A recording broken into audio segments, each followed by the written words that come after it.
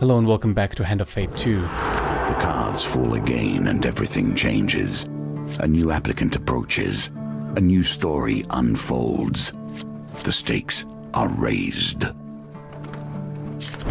Let's go for the Hierophant. Discover which assassin seeks to kill Father Galfrey.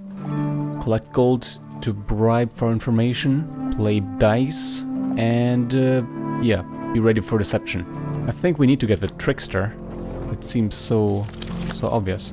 We are not going to play it safe, we're just gonna get every new card. Oh, we can't get every new card. Well, we will do as many as we can. And we will get every new item.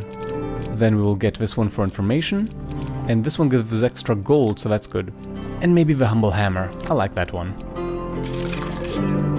Let's go with the blades against thieves. Let's go. And let's start.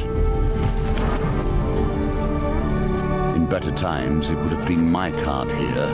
The guardian of knowledge and the protector of the gates of life and death. Now Callus sits that throne, and miscreants assume the position. So we get some info about the main plot. Callus is his enemy. With Malcolm's encouragement, what's a few murders in the grand scheme of things, you find yourself set opposite the opulently dressed leader of the Thieves Guild, or one of the leaders. It's a shadowy organization, the Mulberry Inn. He takes a sip of wine and leans back to savor the taste. I am scheduled to be assassinated. I believe the suspect is one of my own. With subtle nods he indicates a bearded man, a woman with red hair and a man with grey eyes. Borden, Rowena and Grindan. My three personal silencers. One of them left me this note, I am sure. When the red candle's flame burns out on his last evening at the Mulberry Inn, the false priest will have his sins appeased. He points out the red candle upon the fireplace. The assassin favors theatrics over secrecy, it seems. Find the assassin for me. To do that, you will likely need gold. Thieves will tell you anything for gold. The truth, even? I need 19 clues? That's a lot. I have 3 knights. Ask who he is and for information. Okay, I guess we have to hunt for information. I am known as Father Galfrey. Though it's not my true name, of course. I keep track of accounts in this region. Tell me about Borden. Borden is the eldest in my employ. A simple, nervous kind of man. I highly doubt that he would have the heart nor the finesse to assassinate me, unless he has hidden his true nature all this time. Galfrey said that Borden has worked for him a long time. Okay. Oh, that's clues. I'd say you have to pour a few meads into him if you want him to talk. Another clue. Wow. Okay, tell me about Rowena. Rowena has been one of my silencers for as long as I have been in this position, and that is a very long time indeed. I asked that she infiltrate the 3rd Legion of the Imperial Army and eliminate their captain. She did so, of course, as efficient as anything. I suspect that she is only truly loyal to gold, but she is quite a valuable asset in the guild, so it would be a shame if she insisted to assassinate me. I know very little of Grindan. I hired him in the last town, a skilled killer. Well, if that's a giveaway, he's prone to making the most preposterous claims, many of which are untrue. I'd be wary of his exaggerations, even if he isn't the assassin, and especially when he's had too much wine. We already only need 12 clues. And with that, he waves you away and you retire to bed, wondering how Malaclops talked you into this. Seriously, what is this show? Mages are hard to eradicate at the best of times. We have our ways of hiding from the light. Oh no, looks like this one is a hard one. Following Malaclop's cryptic directions, many of which involve burrowing farm animals, you arrive at the edge of a vast and lonely lake. There you uncover a cave entrance blocked by a stone door. This is the underneath mission. We must seek out Ira of the Vale in the underneath. Oh, the bard had explained as you followed a frightened cow around the previous night? Well, let's ask. Give me a hint, give me a clue. Malaclypse drops his wine bottle nervously and forces a loud and hearty laugh, completely ignoring your question. The bespectacled ogre manning the door to the underneath doesn't look up from his book as you approach. 10 food items per entry. Malaclypse scoffs. Robbery! If you're trying to hustle us, sir, I'll have you know that I can shoot lightning from my fingertips. The doorkeeper sighs. Times are hard for us, Mal. You'll see when you get in there. Oh my goodness, no! Malaclypse tries to wheedle his way in, but the ogre mercilessly merely grips his club threateningly and he desists. This is so freaking frustrating when you get a freaking mission and then you don't have the freaking coins or freaking food to just start it. What a shame. Oh, we can come back. Once again, we return to the inn, seeking clues to save a life. Oh no, we don't. When we look into memories, so many things are left unsaid and clouded. Why this life? Why this inn? You're a real philosopher, aren't you? Seriously now. Alright, let's buy food. Food ain't cheap! Oh man, but I gotta do it. I cannot come back to the general store, unfortunately. I have no gold. I bet the next mission will need gold. This is not good. One should always keep an eye on their belongings, lest little hands find idle work. With a snap, you feel something being yanked off your person. Not my blades. You turn to see a few goblins running away, giggling and pointing at you. With no time to check what was stolen, you rush after the thieving devils. It was food, wasn't it? Some highwaymen emerge from the bushes to protect the goblins. Thieves Guild. I'm doing stuff for the Thieves Guild, come on. Will I get clues from this? Please don't give me a timer. Please do not give me a timer. I want my food back. I need it for the freaking mission. Look at them. Clumsy silly little pirates. Ridiculous.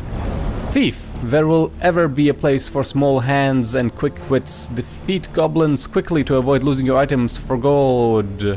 Thieves attack more frequently while goblins are alive to protect the spoils. It's true. Die, buddy.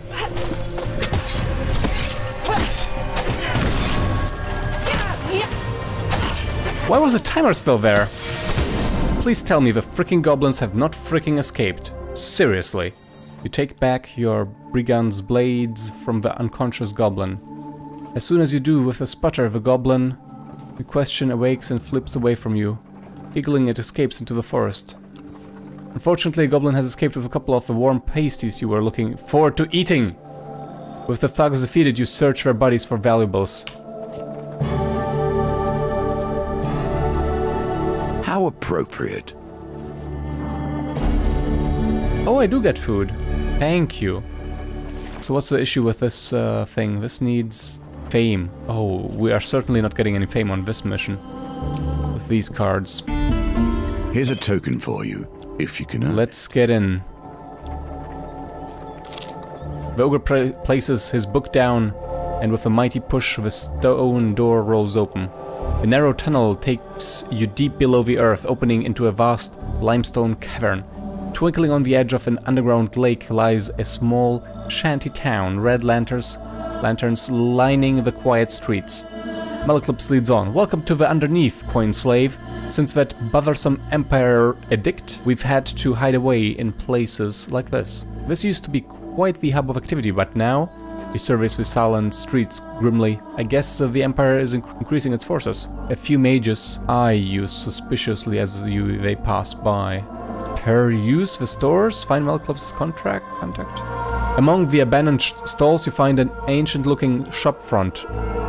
Through red lantern light you read Lee Lot's Oddments. Use stones directions. There are also signs pointing out a path to curses, blessings. Enter Lee Lot's Oddments or follow the signs. Well, let's enter. Malclub sniffs and backs away. I'm not allowed in there after I stole all those stupid pebbles. He lets you go on ahead. With a jangle, you enter a dusty store. You find it filled, shelves, baskets, glass cases, with rocks of various shapes and sizes. The wizened shopkeep, Lilot, peers over the counter at you. Inquire about used stones, directions, and return. Okay. Lilot lights up at the suggestion. He waves his wrinkled hand at his wares. I have only 10 gold. You see baskets of giant boulders, smooth pebbles, and tucked away in the corner a basket of rings. The shopkeep looks around fondly at the stones. What would you like to buy? Everything is 20 gold pieces apiece. Those old rings, Lilot scrawls. I would give them away for free if they weren't bound to me. I need your blood if you wish to take a ring. Let's do it. The old man picks your elbow with a shard of green glass and allows the blood to drip into a vial. Satisfied he's collected enough, he hurls the vial into the hearth. Am I going to die now? Well, close. Close. This piece has passed through more than a few hands. Every gambler loses eventually, even when the deck is stacked in their favor. I'm sorry, I missed that. Gambler's Duel. Adds 2 to your final score during dice gambits. Better than... not as good as free, but not bad. Any number of rings can be equipped. Okay, this I like. I like this. This is worth it. Probably. They did say there will be a lot of phone games. Okay, let's see. I cannot afford any more blood. Let's inquire about something else. Inquire about directions. The wrinkled shopkeep unrolls a dusty map. Ask where the nearest trader is, where the nearest fight is, and... let's go for trader. Ah yes, there is one here. He drags an ancient finger to a spot on the map. General store. Oh! Wow! I can make the map bigger. That is awesome. The nearest fight. Lilot peers at the map, dusting parts with his shaking, freckled hands. No blood will be shed around these parts today. A terrible shame. Alright, I think we're ready to go. Yep. Enter the devil's... nope, let's check out the curses and blessings. You follow the signs through the lovely, lonely streets until they lead you to a sizable hill of colorful rags where you believe a market once stood. An elderly woman climbs from a pile. Blessings, curses, you don't need either of them. I'll trade you all of them for this shiny rock. She offers what looks like a polished river pebble. I guess we need to do this on another map. Huh. Alright, we'll do that another time, I guess. Alright, let's go to the town center and go to the tavern. Malclub breathes in the heady scent of berry wine, smoke and feathers. Ah, the devil's ears, my home away from home. He pulls out his lute and leaves to serade the pretty bartender. She tries her best to ignore him. You survey the bar. A group of burly ogres crowds a too small table. Meanwhile, a giant fleshy eyeball floats somberly at the windows. Let's talk to the eye. The creature watches you approach with interest. A smile breaks out in the knotted flesh at its base. Would you care to dance, small one? What am I supposed to ask? Ask what it is? Oh, that's not polite. The creature chuckles and the fleshy tendrils on its underbelly shake heartily. The creature's eye is so large that it is difficult to tell whether it is looking at you or somewhere behind you. Okay. Trade. This is an item that I kept from the last warrior I ate. It regurgitates an item onto the floor with a clatter. The Lord's diadem. What would you offer in return? Yeah. Yes, that will be a lovely addition to the collection. Alright, we got this thing, whatever it is. You know my thoughts on priests and their ilk. We need fame, this is bad. Reduces the speed of precision gambits and... eat a corrupted. We don't have any corrupted here, so this is completely useless. Let's dance. It is a slow, circling dance, the creature humming an old harvest song all the while. After some indeterminate amount of time, the dance ends. Ah, the creature sighs. That took me back to my youth. Well, that was it. Let's talk to the ogres. The ogres are arguing jovially about winnings. They seem to be caught up in some kind of dice gambling game. I'll buy a round of meads. She wishes for the rules, does she? An ogre slaps another on the back, guffawing. No rules, just roll the dice. If the dice is bigger than a number I choose, you win. What? An older ogre clears his throat. You might want to know, Sellsword, that we are playing for blessings. What? The ogres are arguing... What? What? Ah, okay, let's just waste our money. As the ogres sink their drinks, they warm to you. The dealer reduces the dice gambit target by 2. The ogres are arguing... Okay, let's ask to play. Why not? The largest ogre throws you the dice and pulls out a shimmering scroll containing the blessing you're paying for. Plentiful harvest. No idea what it is. The ogres exchange looks and consider their empty mead glasses. Fee, this mead makes our wretched hearts soft. Go on then, roll a 16 and you can have it. I don't have any blessings. Let's find her his contract. Malaclypse leads the way through the dim, lonely streets to Ira's house. You can hear screaming coming from within. A woman in robes adorned with silver ornaments greets you at the door. Merc said you would come begging for help. Regardless, you are late. Malaclypse bows with a grin. I have an illness. I'm hoping to purchase a cure. I do not have gold. Ira of the Vale frowns for a bit before nodding and letting you into her house. You enter the sitting room and the source of his wailing is made clear. A man is locked in a cage, crying in fevered agony. Sores of corruption fester on his body. Ouchies. Without warning, she opens the cage and the man rushes at you, but with surprising strength, Ira subdues the mad, writhing creature. This is the mage, Cohen. He thought he could fight off the corruption, but he could not. Ira watches Malaclypse carefully as Cohen's cries get more and more guttural. What should I do with him? The bard looks away, disgust and fear on his face. He appears close to passing out. She nods before turning to you. What will you do? Keep him locked up, I suppose? She throws the creature back into the cage and locks the iron gate. Then you wait. Malaclypse makes a feeble joke about going to get some candied buns for the show, but a withering glance from Ira convinces him to stay. The imprisoned mage begins to deteriorate quickly. The sores of corruption spread across his body and blood begins to pour from his mouth. As he throws himself at the cage for the umpteenth time, you know no shred of humanity remains. Ugh. Ira flings an enchanted shard of ice from her hand into the corrupted mage's throat, killing him instantly. You are too weak, she glances at Malaclypse, who is staring wide-eyed at the dead mage. The both of you. With that dealt with, Ira begins tinkering at a table strewn with dead and shiny things. I do have a cure, but as you know, nothing comes free with our kind. She taps silver dust from a bottle. Save the stolen mage children for me, and I will give you the cure. What are you talking about? Well done. Those Empire bastards have taken them to some walled fort in the docks of a city. And you better hurry, Ira smiles at Malaclypse. That illness can't be held at bay for much longer, I'd wager. The bard avoids her gaze. Leave Ira's house, ask what the illness is, and ask how... Well, obviously it's a corruption. Ira laughs. He hasn't told you? Then it's not my place to say, but know this, friend of Malaclypse. If he doesn't find a cure soon, you are in grave danger. Oh, come on. Nonsense, Malaclypse stands, unstoppering a wine bottle nervously.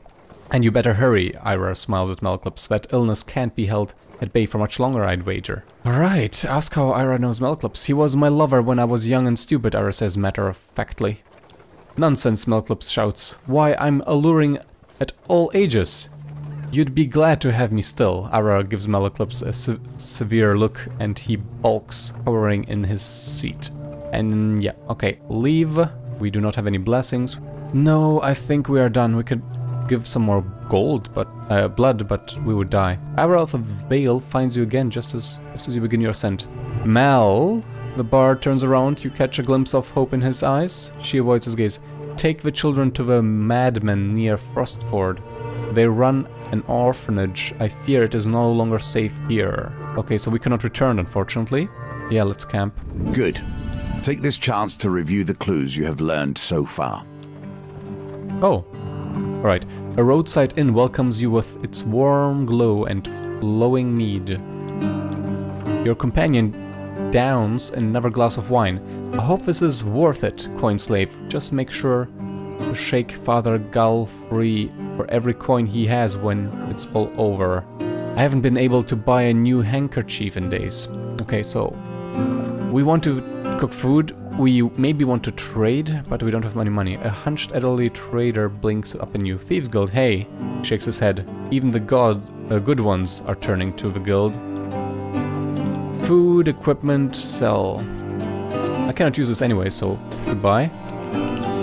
So now we want to review the mission, I suppose. Identify the assassin. Well, we'll have to put our thinking hats on and find who's lying. Malclips peers suspiciously around the tavern. I bet you it's that Borden fellow. He's far too nice. Nobody is that nice. I don't know if there's any sense in going there to the store. Next time, bring more food. Yes. Is it again the situation where those in need pay more? Time for the next stage. You enter the Mulberry Inn and find Father Gulfrey at his usual table at the fireplace. You sit down across from him. He scratches some numbers on one of many rolls of paper strewn across the table, then glances up on you. 3 days until the assassin comes for me and 3 suspects. How apt. 3 days to uncover the liar. I would like you to follow one of my silencers on the job, trading trust for information. Pay for it if you must. Ask why an underling would want to kill him. We all covet gold, that is why we are in this business. No, if somebody has paid a high price for my head, then there is little I can do. He considers his wine for a moment. I'd imagine the assassin is more inclined towards lying. If you can root out the liar, you will uncover the assassin too. Galfrey said that the assassin will always lie, regardless of their personality. Alright, so my trusty friend thinks it's Borden, so let's go with Borden. Borden is going to pick up some lamps from Shipwreck Port that have been, let's say, repossessed from their owners. You surely have a liking for strange bedfellows. Here you are helping thieves challenge thieves, without a thought for their ultimate victims. You note the meeting point on your map and retire for the night. The guild. This will not be the last time you tread foot in places others fear, I suspect. If indeed you do so. This is a creepy looking card. The forests of Montifernum are legendarily dangerous. For every tale of its hidden treasure, there are 5 stories of adventurers who never returned. Let's go! Shadowy beasts descend from the trees and tear at your flesh. Okay. Can I defend myself, please? Fearing for your life, you flee the forest. Can you explain this to me, please? What? Apparently I need to have a fire item or something. Return to the Mulberry Inn for the night? Of course not. Oh no. Alright, everything in time. Lost some health, but it was fine. Please tell me I don't lose anything and get a lot of health back, please. You take back your brigand's blades from the unconscious goblin. As soon as you do, with a splutter, the goblin in question awakes and flips away from you. Giggling, it escapes into the forest or something? So goblins are colluding with the Thieves Guild now. With the thugs defeated, you search their bodies for valuables. Well... Alright, this one knocks down thieves. I have enough fame, that's good. Token is good. What about this one? No requirements, performs a powerful strike that causes 225% damage to a single target. Nice. While ineffective in combat, this item is very valuable. True. Yeah, we're gonna take these ones. No better way to enforce justice than force. All law follows from might. Oh, you're a nice one. Use the Empire to provide the fodder for your own challenges. I understand. You visit your contact in the Imperial Armory. You must be planning for trouble if you come to me for help, he says with a knowing grin. Tell me, who are you hunting? I'll see what I can find in the vault. contraband items. I don't know why we know this person, but we are hunting thieves for sure. You tell him that you are hunting thieves. Not an uncommon practice these days, he comments, heading into the vault. Mercenary garb. I could get in a lot of trouble if anyone finds out I took it from the vault. I'll have it sent to you when I can. Offer to pay 20 gold for the item now. Okay, well, I guess we get it later, maybe. You leave the armory. The dealer moves the card to the top of the equipment deck. Okay. Ah, I see. So now it is, you know, the next card equipment we can get. Alright, let's go in here. Assassins. I have little love for them. Less still for the criminal guilds that fill the cities these days.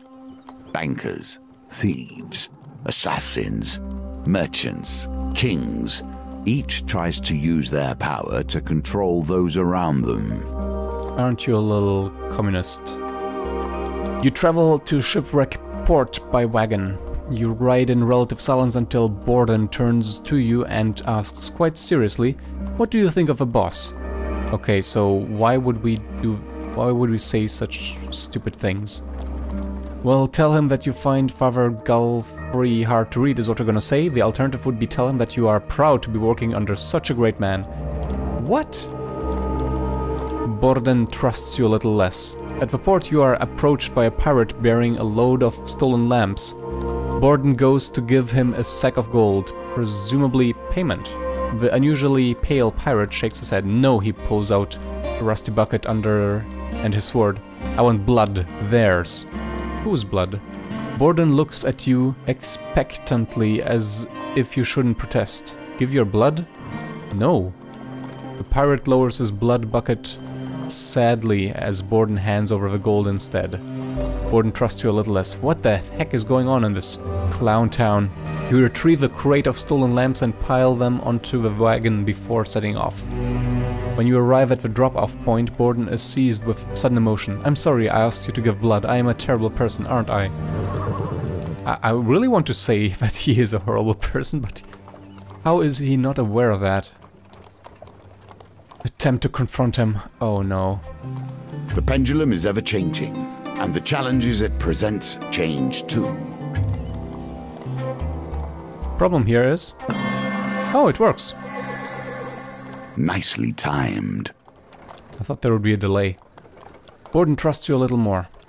Borden wrings his hands as if he would very much like to leave. I should go. Oh boy, let's ask him about Father Galfrey. The boss always makes sure we get our cut. You can't ask for any better, really. In a guild of scoundrels like us. Thanks for being self-aware. Ask about his favorite food? Seriously? Sure, why not? I don't know if I should be telling you that sort of thing. That's silly. Family. Something else. Past. 5 gold. Alright, let's do it. He nervously takes my money to answer about his past. Oh boy. Back to the bones. Yes. I hope you have learned to be their master. Phew. I was a farmer before this. Borden wrings his hands as if he would very much like to leave. I should go. Such a strange game. So what are we asking about? His family, I think? Let's throw the bones the real way this time. Nice. A win here sets the tone for your challenge. I think the game rewards you if you throw them by hand, maybe. Borden perks up a little. Yes, I have a beautiful wife. It's difficult to see her as I travel on jobs so often. I got a clue! Borden wrings his hands. And I cannot bribe him anymore. You wonder how much Borden has told you today is a lie. So how do I find out? Can I ask the boss? Yes. Let's return. So, Galfrey scratches some numbers on one of many rolls of paper, strewn across the table, then glances up at you. I hope the job of Borden was fruitful today. You are not dead with a knife in your back, so I presume yes. It would be prudent to review what my silencers have said when you have a quiet moment. Perhaps you will catch a lie in the process. I have no money and I'm supposed to go to another job. Ridiculous. Okay, talk about your goblin problem. Goblins from our guild, he scratches his chin in annoyance. Their loyalty to the guild is tenuous at best. Here, take this. So much folly begins and ends with crime. Goblin deception. This item will always be stolen instead of other equipment or gold. Any number of rings. This is great. A funny bunch, goblins. Tomorrow, who will you follow? Can I review first? Alright, let's go on a job with Rowena. Rowena has been tasked with kidnapping the child of Lady Fielding as they journey to the capital. You note the meeting point on your map and retire for the night. Thus we see the contempt the Empire holds your kind in. A careless comment in an Imperial tavern gains you some unwanted attention. A soldier approaches. A variety of commendations are pinned to his military jacket. Oh boy. What's this filthy mercenary doing in here? He asks loudly, sizing you up with contempt. Coin slaves like you are nothing more than undisciplined thugs. Nobody cares for your outrageous claims of heroism. You think you know how to handle that thing, do you? He continues gesturing at your weapon. I am Cassius, the finest swordsman in my company.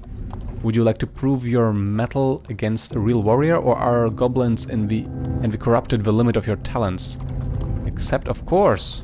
Nice environment. And here we have Captain Cassius. Very drunk.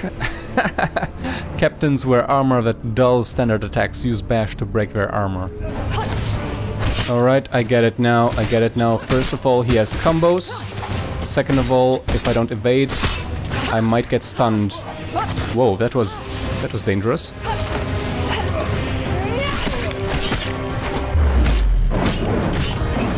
Oh, that was it, wasn't it? Didn't have to kill him, I suppose. Now please give me some help for that. Enough, your opponent steps back, hands raised. I don't have time for this nonsense. The tavern crowd cheers your victory and the tales of your battle are told and retold, your prowess growing with each telling. I get fame. A game of chance or two, perhaps. Beside a busy Empire Road, you spy a ramshackle stall, whereupon a few ramshackle people are seated on stools, rolling dice. You approach the stall, and behind the table is a little girl practicing on a poorly tuned violin. Beside her waits a squat lady clad in a flowery apron. Welcome, have a seat. Do try the spice cakes, I baked them this morning.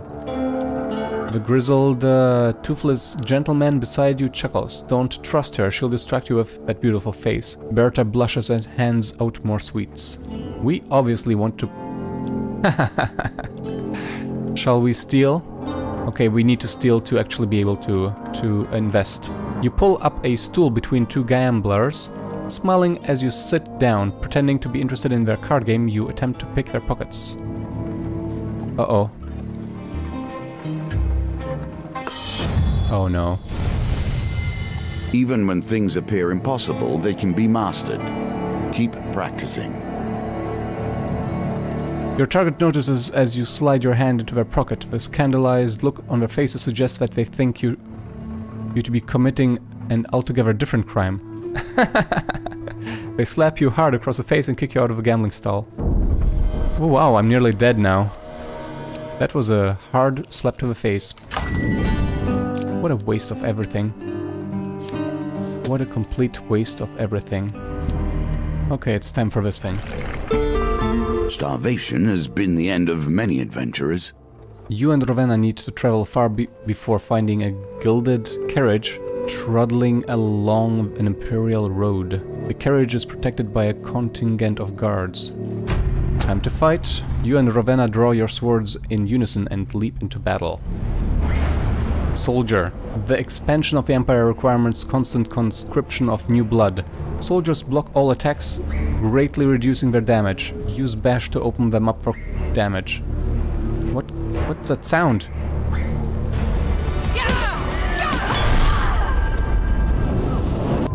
What a horrible mission. We still get something. For convincing Ira to help Nulleclipse. The Stolen Ones. Okay, so I spent 3.5 hours on this mission. I had to optimize and use cards that would give me a lot of life, a lot of money, and then I would finally manage. So we're gonna skip ahead to the end of my next attempt, after I actually finished this battle that I just failed. Yes! In the freaking time limit! Yes! Oh yes! This is going great so far. I get fame, that's nice. She trusts me. You open the carriage door to see a woman dressed in silks and gems clutching her son. Please, she cries desperately, take this gold. He's just a child. Without a second thought, Ravenna pockets the heavy pouch of coins from the weeping mother and closes the door on them. What? Threaten to tell unless she gives you half the gold. The thief stares at you coldly. She glares at you, then splits the contents of the pouch. Very well. Of course. What else would I do? Getting richer. Getting richer by the minute. Ravenna trusts you. Really? She trusts me less because I'm acting like a thief? If there's nothing else, I have business elsewhere. What do you think of him? Alright, I'm bribing her to tell me about her feelings. Good. He sits in his finery counting coins. I expect he will do so until the day he dies. She considers you for a bit. I wouldn't trust him so much. He is in a guild of thieves, just like us after all. Favorite food, really? Why? Let's talk about food. Nice. I have a family in the capital. I do not talk to them. Let's keep going with the bribery. I don't know, and nothing of this is useful. Alright, at least we're making success and stuff. Victory. You are learning. I joined the guild after I murdered the captain of the 3rd Legion. Huh, I have to review that again. I mean, let's go for everything, because this is useless, right? Let's do it anyways. Roasted apple, that was so useful. So useful. Alright, I think we're gonna risk the freaking goblins, why not? Yes! Yes! Freaking yes! You take back your whatever, and unfortunately your What? What do you mean feels lighter? We killed them all! In time! What the heck are you talking about? Alright, exquisite blade, let's get that. A perfect showpiece. Barely usable in combat. Yeah, we just want to sell it, buddy. Really? Just half? Oh well.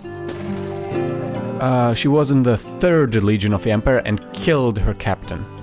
3rd Legion. Ravenna was in 3rd Legion of the Empire. Will always tell the truth for money? I don't understand that. Borden has worked for him a long time. Will spill more truth when drunk. Galfrey said that the assassin will always lie regardless of their personality. I see, so we just compare truth and stuff. Alright, we continue onwards. We're done here. For once, Father Galfrey is merely sitting and staring silently at his papers. Tomorrow evening I may die. For the briefest moment, fatigue crosses his face. Father Galfrey appears all at once very old. I hope you will know who the assassin is before then. Ask why he trusts me. Even if you were to steal the ring from my hand, you could never truly be a part of this guild. No, you don't have the heart for it. I cannot. I'd have to lie on the guild's records. Father Galfrey Joe's quiver in shock at the suggestion. Interesting. Out or in, the lady of the castle owes us a considerable debt. You note the meeting point on your map and retire for the night. Billy clubs. Do we get introduction? Yes, we get introduction for the billy clubs. So... yeah, I like your helmet. These twinned clubs have been set to imperial tasks for a century now. With a shout, Grindon signals your arrival at the castle by Moorhammer Lake. You find some long grass and settle down for the day. Despite being a stakeout, Grindon happily talks quite loudly. You know, my sources tell me the lady inside is wanted for high treason. He suddenly pulls out a bit of charcoal and paper. Would you like my autograph? You allow him to scribble his name on the roll of paper. He tucks it lovingly into your hand. Grindon trusts you a little more. What? Time passes, but nobody leaves or enters the modest castle. I say, who are you anyway? Grindon retrieves a boiled sweet from a paper bag and pops into his mouth. I have not seen you around before. Say you're the new leader of the Thieves Guild in disguise. Say you're a new recruit? Oh really? I heard we didn't need any new more recruits, that we're struggling to feed the mouths we have already. Grindon squints at you, suspiciously stroking his hat. Tell me, what do you do to get recruited? Say that you stole the stars from the sky and put them in his eyes? What? Alright, let's do that. The godly thief blushes. He trusts me a little more. Aw, little else happens during the stakeout. You spend most of the time watching dogs sleep. Before you head your separate ways, you take a chance to question Grindon. What do you think of this guy? Fargriff, delivering food. I'm surprised he hasn't been replaced by younger, more dashing guild members. He's gone soft in his old age. The other day he let one of the rabble go free after they mucked up a job. No thumbs chopped off, nothing. Tell me about your past. Well, I used to be a famed actor, but that was a while ago. Who needs family when I have so many devoted followers? What about your food? Ah, great question. I wouldn't be a sugar-spun swan, no doubt. Grindon is checking his appearance. Alright, say goodbye. What is this? What is this clue things? This is completely useless. Man, I have no clue. As things so often do, suspicion turns to violence and violence to death. I had hoped you would bring something more to our table than Callus once did. Alright, buddy. You find Father Galfrey at his usual place next to the fire. As you seat yourself opposite him, you notice he looks distinctly calm despite the foretelling of his death tonight. You watch Borden, Ravenna and Grindon roaming about the tavern. Find and eliminate the assassin before they eliminated me. However, I cannot be responsible for what may happen if you accuse one of my silencers wrongly. The red candle upon the fireplace burns tall. The Mulberry Inn is curiously quiet tonight. I'd advise you not to waste your time. I have a very personal stake in your prompt success. Hear the death threat again. When the red candle's flame burns out, on his last evening at the Mulberry Inn, the false priest will have his sins appeased. Ask about how to gather information. It's a bit late for that now. They are thieves at the end of it all. Gold is what they want. If that fails, I find that fools often spill their secrets with their drink. Offer to stand guard beside him all night. Finish asking questions. I don't want to do that. Let's not even propose it. It's stupid. It's stupid. So stupid. Alright, let's propose it. They will merely kill me another day. No, this must end tonight. Finish asking questions. Yeah. The red candle burns tall. Approach Borden. Approach Ravenna. Approach... Okay, let's talk to... We know Ravenna. Okay, let's check out if he is it. Drink with Borden to get information. Borden looks happy that you offered. I'll have a mulberry wine then, if you're offering. Uh-oh.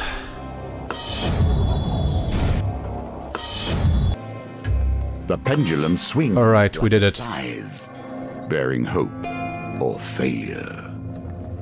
Drunk Borden pulls you close and whispers fearfully. Don't let her hear this, but the redhead is ruthless. She infiltrated the 7th Legion as an Empire soldier for 6 moons and killed her commander in cold blood. That is not the truth. Borden drunkenly said that Ravenna was in the 7th Legion of the Empire and killed her captain. That is information that collides with Ravenna's statement and the boss's statement. Let's talk to this guy. Yes, I heard about the assassination threat from my own channels. Brennan adjusts his hat. I'm very well respected in this guild, you know. Drink with him. Oh, this is good. Alright, thank you. That will set you in good stead from here. Come to think of it, the soothsayer here told me not to trust the color red. Ravenna has red hair. What? Grindon claps his hands as if that settled the matter. Grindon drunkenly said not to trust the color red. What a waste of time. Okay, Ravenna, let's talk. Here, have 10. And go. Back to the bones. I hope you have learned to be their master. Wow, 20. Devil dice. Okay, you hand the money over. I should get the money back for that. They don't wear a hidden wrist dagger. This is, again, completely useless, isn't it? They don't wear a hidden wrist dagger. What? How am I supposed to know what they look like? Can I drink a few, lady? I don't drink. Take some money off my hands, old man. You lose 10 gold. Borden begins to sweat at your questioning. I'm not sure, but if I were to assassinate the boss, I would use the wrist dagger that some in the guild opt to use. Borden said that the assassin has a wrist dagger. Why is he sweating? Borden, you just seem broken. Borden said that his wife left him for a traitor, that Ravenna was in the 7th Legion, that the assassin has a wrist dagger, and Ravenna said that she was in the 3rd Legion, and that the assassin doesn't have a hidden wrist dagger. He says we used to be a fame actor and that not to trust Red, which is so useless. And Galfrey said, oh yeah, that Grindon is stupid when drunk, so I shouldn't make him drunk. But I did make him drunk. And that Ravenna has worked for him a long time. And that she was in the 3rd Legion. Okay, I think we're done here. It's a good guy B. Borden, and we accuse you now. Borden's nervous demeanor disappears in an instant. Grinning, he draws his blade. You have made a grievous mistake, mercenary. I haven't covered the assassin. Borden rallies some guild minions. Oh yes, let's freaking fight. I actually thought that it might be a good idea to sell everything you have before this. Before doing this. Please tell me I get gold even though I didn't have 19 clues. Oh no, I think that might have been it. Oh, okay, Silencer Borden, Father Galfrey's faithful, quote-unquote, servant.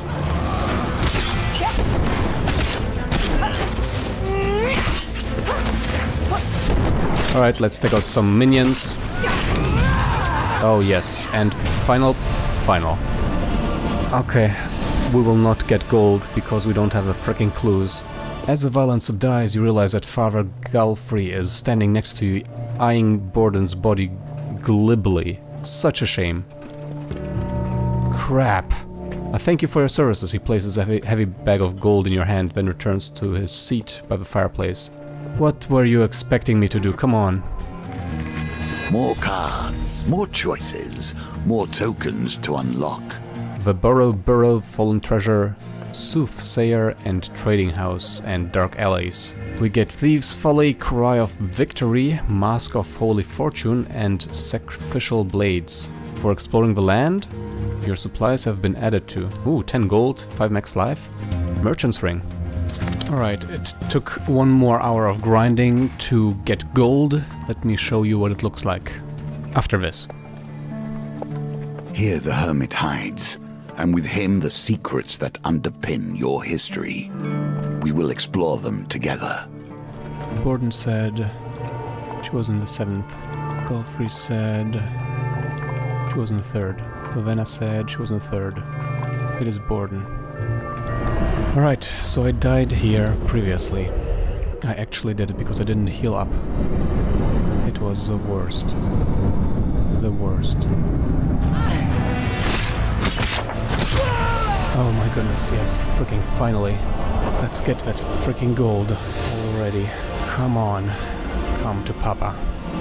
Now to balance accounts. You took every precaution. I owe you a great debt. Okay, let me show you how to pick a fool with a heavy purse from a crowd and then you, my friend... What? He takes a ring from his hand and places it on you. You will never be wanting of gold. Okay. Well, well. Your skills continue to improve. We'll make a master of you yet. Okay, it makes sense now. He is a perfectionist, and when he sees perfection, he rewards you even better. Dealing with thieves, Berta's betting house. And for saving Father Galfrey and finding all the clues, Light of Truth. What is it? We'll find out later. Alright, that was it. Oh my goodness, that was so freaking tedious. Thank you for joining me, the Hierophant. I hope it was worth it. We will continue next time with The Lovers. Until then, ciao!